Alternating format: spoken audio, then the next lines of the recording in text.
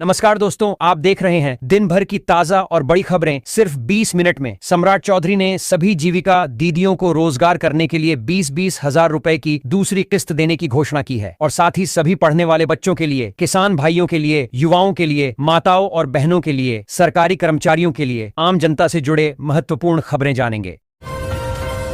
बिहार सरकार इलेक्ट्रिक वाहनों को बढ़ावा देने के लिए ढाबों, होटलों और पेट्रोल पंपों पर चार्जिंग स्टेशन स्थापित करेगी।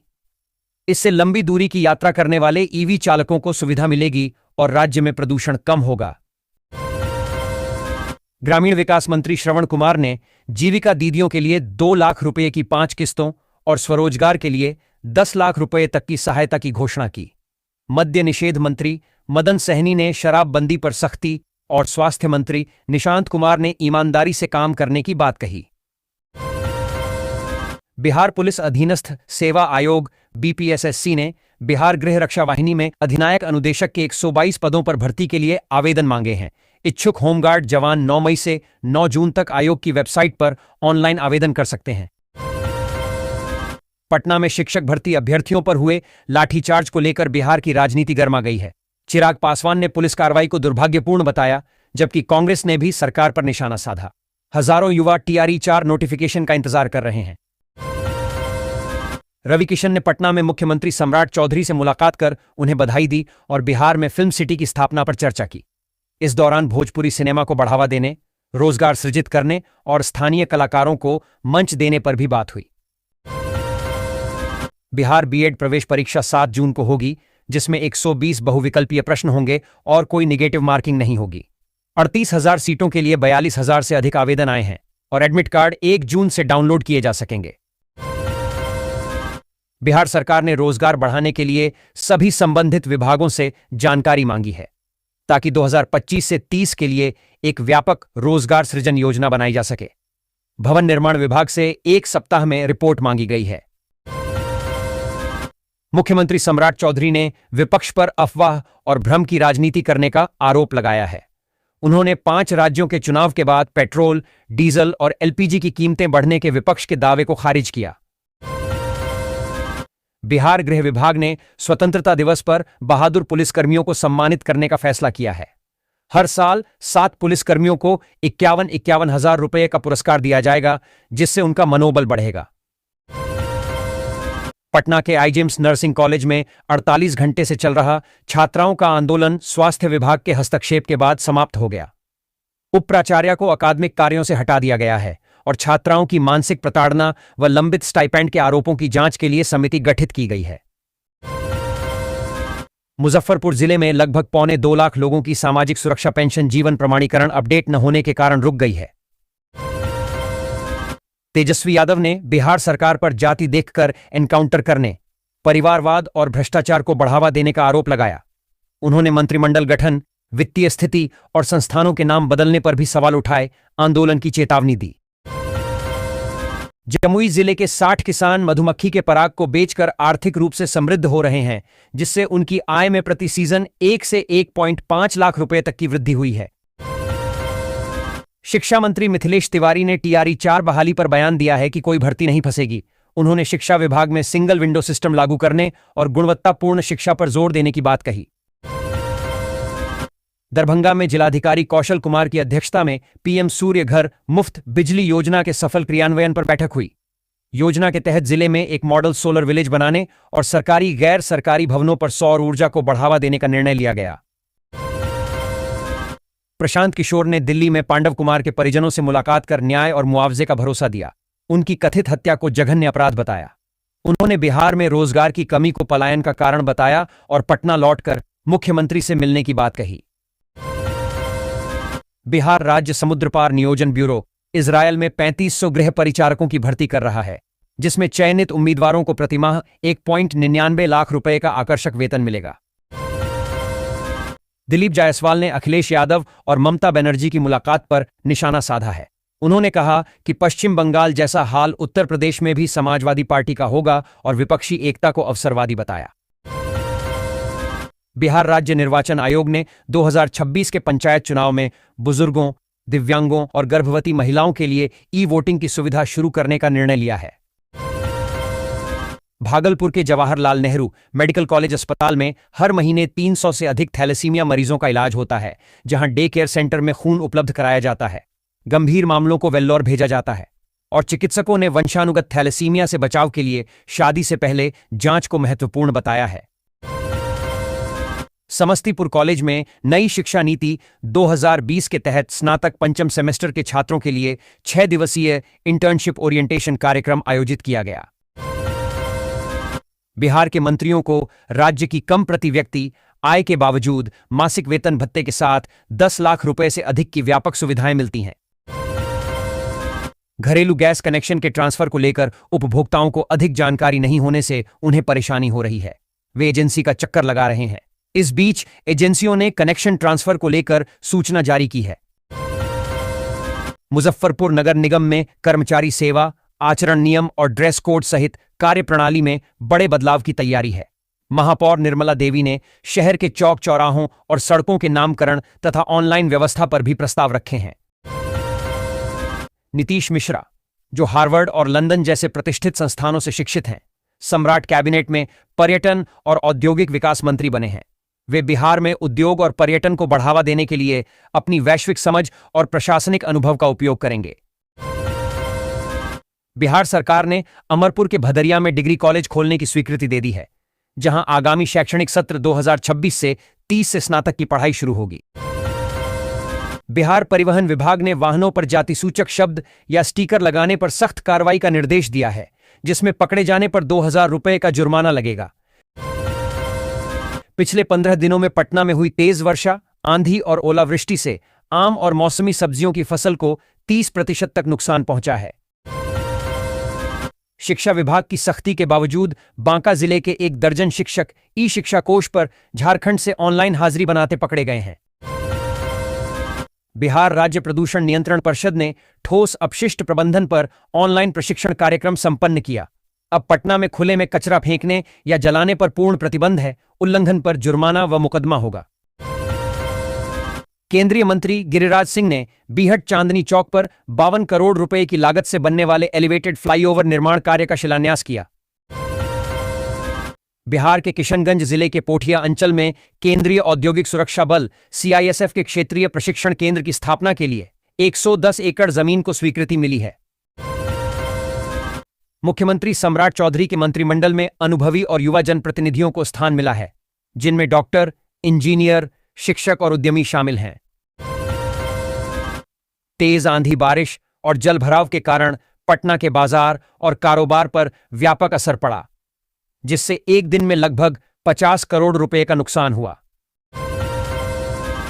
राज्य में नए मंत्रिमंडल गठन के बाद बांका जिले को सम्राट चौधरी मंत्रिमंडल में प्रतिनिधित्व नहीं मिल सका, जिससे कार्यकर्ताओं और समर्थकों में मायूसी है।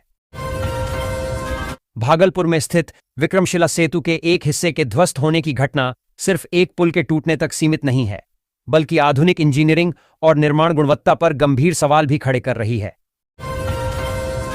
नेपाल सरकार ने भारत नेपाल सीमा पर छोटे भंसार कार्यालय खोलने की घोषणा की है, जिसमें जयनगर से सटे ईनरवा में भी एक कार्यालय खुलेगा।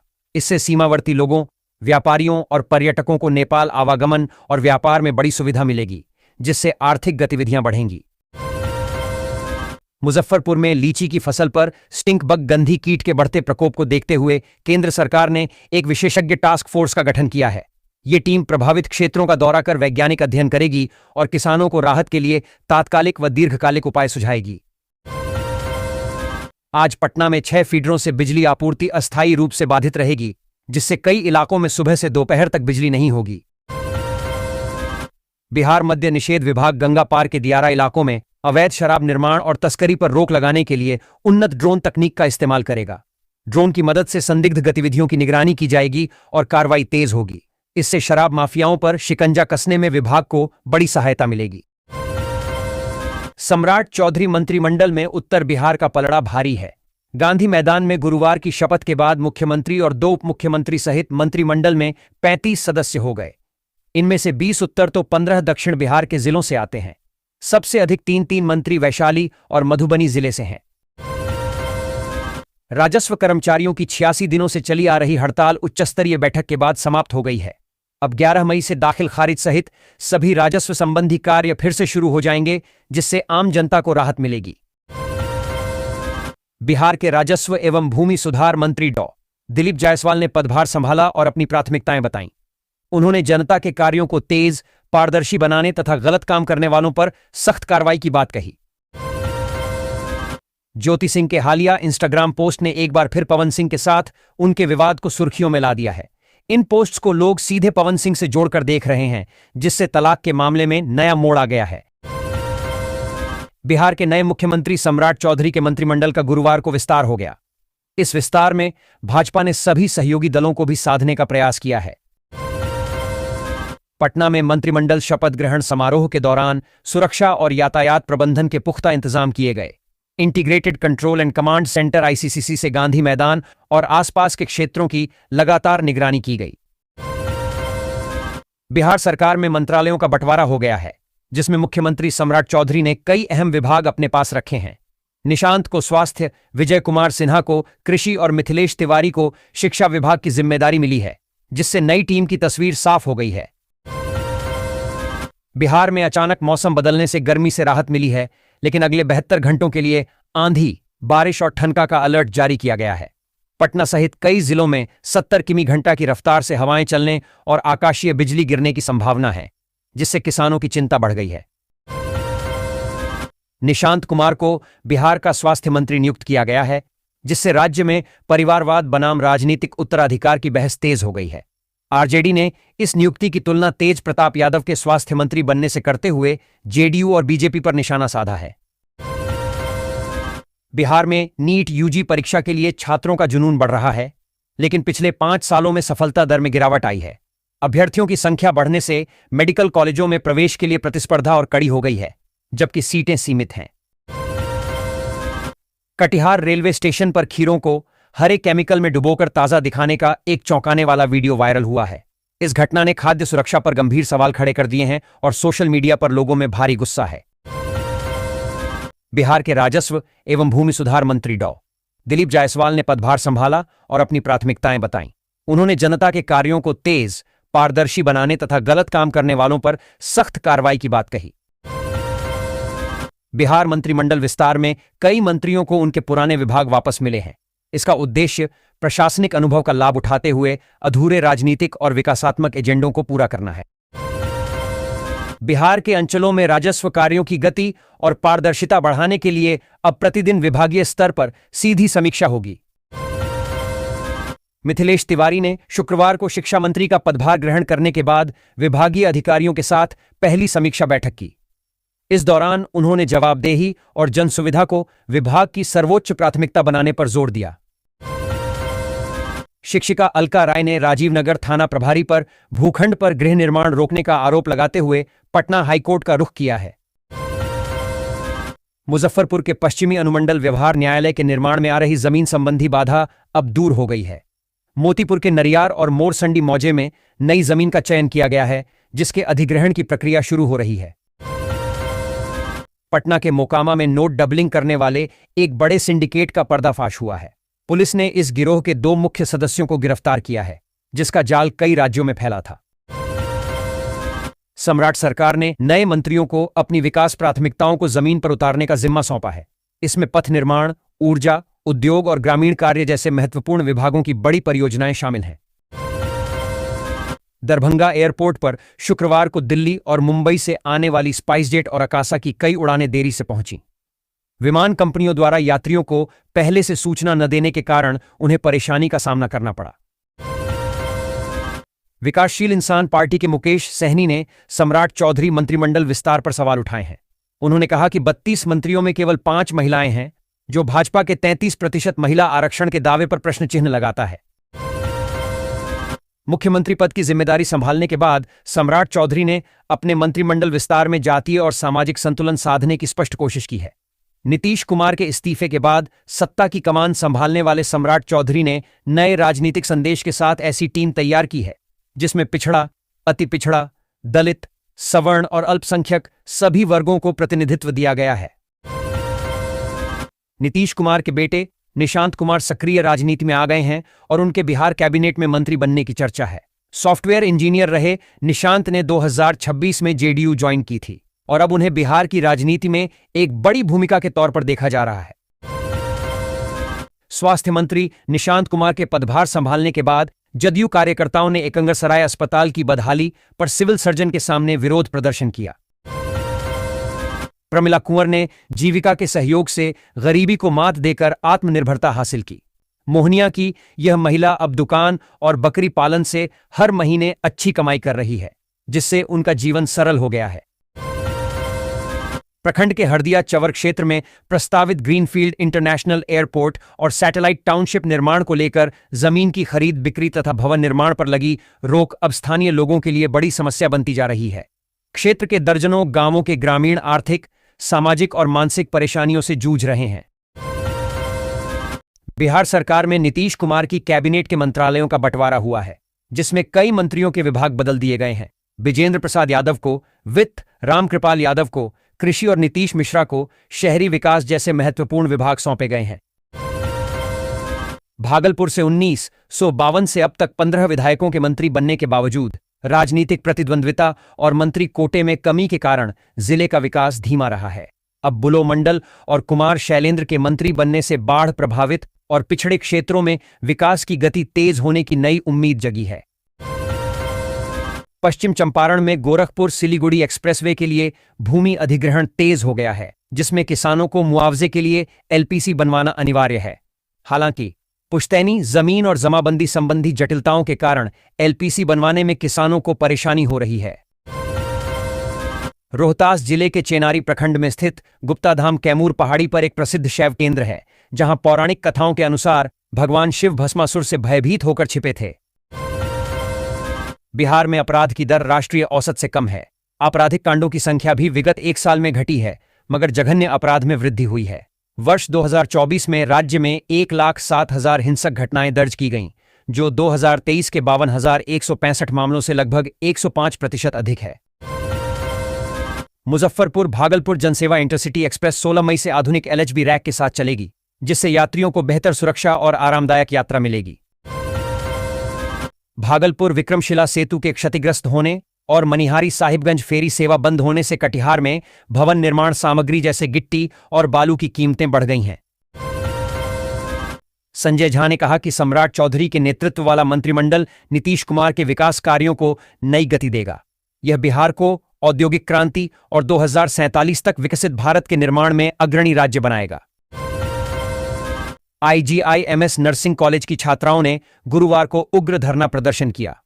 बीएससी नर्सिंग की 2021 से 2025 यानी 5 बैचों की करीब 250 छात्राओं ने कॉलेज की प्रिंसिपल अनुजा डैनियल व वाइस प्रिंसिपल सह परीक्षा समन्वयक डॉ. रूपाश्री दास गुप्ता पर गंभीर आरोप लगाते हुए धरने पर बैठक प्रदर्शन किया। बिहार के नए मंत्री निशांत कुमार स्वास्थ्य और दीपक प्रकाश पंचायती राज ने अपना पदभार संभाला। दोनों इंजीनियर मंत्रियों ने अपनी प्राथमिकताएं बताईं, जिनमें जनसेवा और योजनाओं में पारदर्शिता शामिल है। सदर अस्पताल प्रशासन ने मेडिकल लीव के नाम पर हो रहे कथित फर्जीवाड़े पर रोक लगाने के लिए सख्त कदम उठाया है।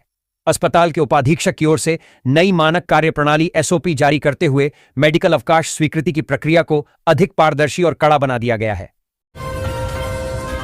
पूर्व मध्य रेलवे के महाप्रबंधक ने गुरपा गझंडी घाट सेक्शन में बीओबीआर रेक के सफल परीक्षण का निरीक्षण किया। यह पहल एनटीपीसी संयंत्रों तक कोयला परिवहन में तेजी लाएगी और वैगन टर्न अराउंड में सुधार करेगी। पिपरासी में 8 लोगों पर हमला करने वाला तेंदुआ जटहा बाजार के पूर्णहा मिश्र गांव में दिखा, जिसे ग्रामीणों ने घेर लिया। तेंदुआ गन्ने के खेत से निकलकर एक पुलिया में छिपा है। भारत नेपाल सीमा पर नो मैंस लैंड में बढ़ते अतिक्रमण से सुरक्षा एजेंसियों को तस्करी रोकने में कठिनाई हो रही है। पक्के मकानों और दुकानों के निर्माण से सीमा की संवेदनशीलता बढ़ गई है, जिससे एसएसबी के लिए निगरानी मुश्किल हो रही है।